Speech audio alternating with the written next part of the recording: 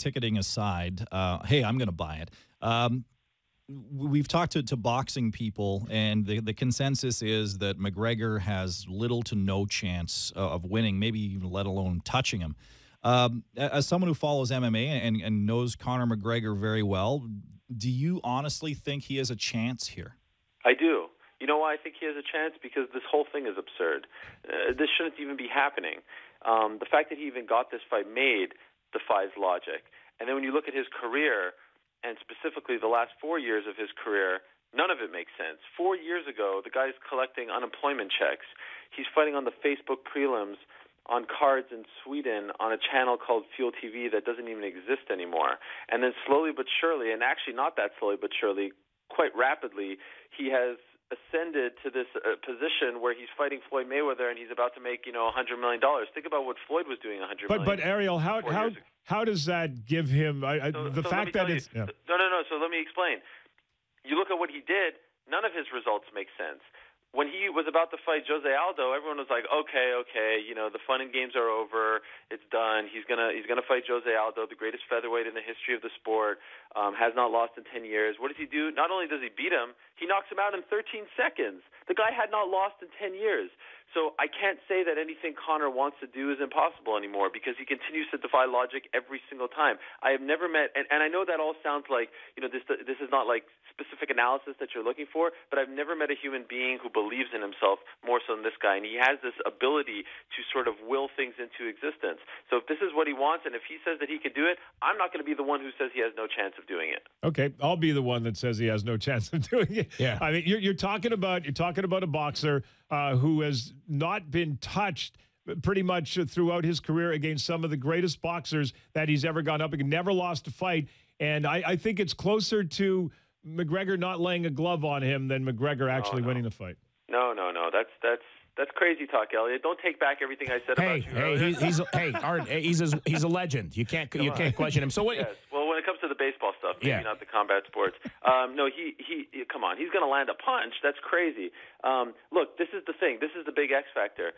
Floyd has never fought an MMA fighter, and an MMA fighter does not attack his opponent the same way a boxer does. Maybe this thing is so crazy that it will work. Maybe if you attack Floyd like an MMA fighter with different kind of stances and come at him in a different way, in the way that Conor punches and the way that he throws punches, I don't know. Maybe it could work. Maybe he lands a wild punch and he knocks him out. But I'll tell you one thing, man. I just got a tweet from a buddy of mine who's in the ticketing business, works for MLSE, a text, and he said, and I don't disagree with him, if Floyd Mayweather knocks out Conor McGregor in the first 3 minutes, there's going to be a riot in T-Mobile Arena. There's going to be, because I think it's going to be heavily attended from the MMA fans who travel well.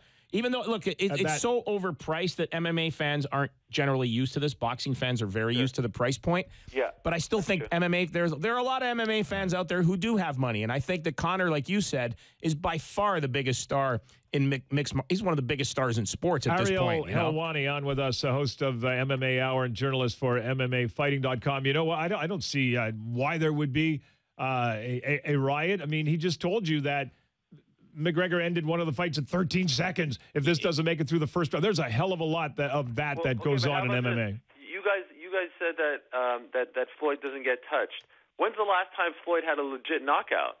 He knocked out Victor Ortiz, but Victor Ortiz was looking off to the side. But he doesn't have to knock him out. He doesn't fight. He knocked him out in 3 minutes. So, the chances of him knocking out Conor, who has an impeccable chin, while wearing 10-ounce gloves, not 4-ounce gloves, to me, are just as great as the chances of Conor. If you're gonna play that side, you could also play the other side. I agree with him there. He's not. This fight is not going to go. He's not going to knock him out early. It's about the kind of fighter that Mayweather is, the guy that doesn't get hit, as opposed to him hitting someone and knocking him out. On that, I agree with you 100%. Well, he's willing. Floyd has said he's willing to wear 8-ounce gloves now. So that's a significant difference in a fight like this. But look, it's one of those, you don't know what's going to happen. To your point, his style is so unorthodox in facing a fighter. You got to figure that Floyd has studied him back to front and is going to have an idea of what is going to happen. But Conor, based on his will and his ability to get things done and will himself into situations, again, I don't know what's going to happen. It doesn't but it matter. Could happen. But what happens doesn't matter. What's going to happen as far as what we talked about off the top, people buying or not, people going to it or not. I think the fire in the conversation that we've had here so far this morning suggests that regardless if they think it's going to be a fight, whether they think that Mayweather can knock him out, whether they think that McGregor can lay a glove on him, the interest lies in the event itself. And I do think that they will fill up the arena. This has been a fiery conversation. Sure has. Let's go. I want more. Whoa, okay. Slow down. It's a little early. I got a question for you, Ariel. Let's switch gears a little bit. Let's move on to George. Yes, very quickly. Georges St-Pierre is going to fight Michael Bisping. The last time GSP fought, I actually think he lost to Johnny Hendricks, but he got the decision. What kind of Georges St-Pierre are we going to see? That's a fascinating question. The only thing that we can truly say about Georges St-Pierre as of right now, going into this fight, is that he has not been sitting around, in his house on the couch eating potato chips for the last 4 years. How do you know that? I know that because I talk to him all the time, as recently as yesterday. I'm not just waxing poetic here. The guy is at the gym every single day. He's in incredible shape.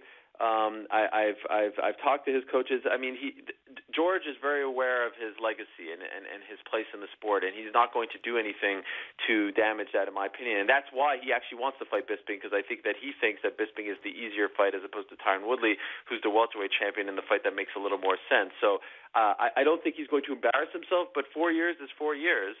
And it's tough to come back 4 years later and just get thrown right into the fire. So I think that remains to be seen. But don't think that George is coming back for a payday. He hasn't lost all his money, invested in some crazy things. He's doing this because he legitimately wants to do this. Hey, thanks for your tribute and for your opinion and the fiery conversation, Ariel Helwani. I love Bisping. Bisping is a mouthy guy. I love him. He's awesome.